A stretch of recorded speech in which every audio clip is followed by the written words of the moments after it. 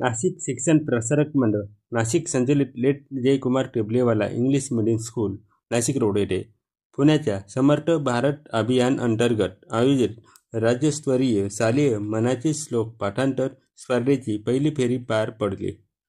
या स्पर्धेत शाळेतील पूर्वप्राथमिक, प्राथमिक व माध्यमिक विभागातील एकूण 25 विद्यार्थ्यांनी सहभाग घेतला होता।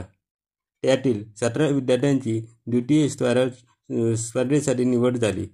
द्वितीय स्पर्धा 15 डिसेंबर 2024 रोजी आयोजित करण्यात आली आहे। या फेरीतील यशस्वी विद्यार्थ्यांची निवड पुणे येथे होणाऱ्या अंतिम फेरीसाठी होणार आहे। शाळेतील स्पर्धेतील संयोजनासाठी सोनल तोरणे व वैशाली कुलकर्णी यांनी काम केले। स्पर्धेचे परीक्षण मिलिंद बारपांडे आणि सुरेश कुलकर्णी यांनी केले।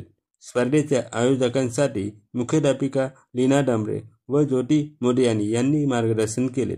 नाशिक मधील स्पर्धेच्या यशस्वी आयोजनासाठी समर्थ भारत अभियानाचे प्रमुख राजीव नगरकर आणि नाशिक विभाग प्रमुख अजिंक्य चंदात्रे हे परिश्रम घेत आहेत। AMP news Nashik. AMP चॅनलला सबस्क्राइब करा।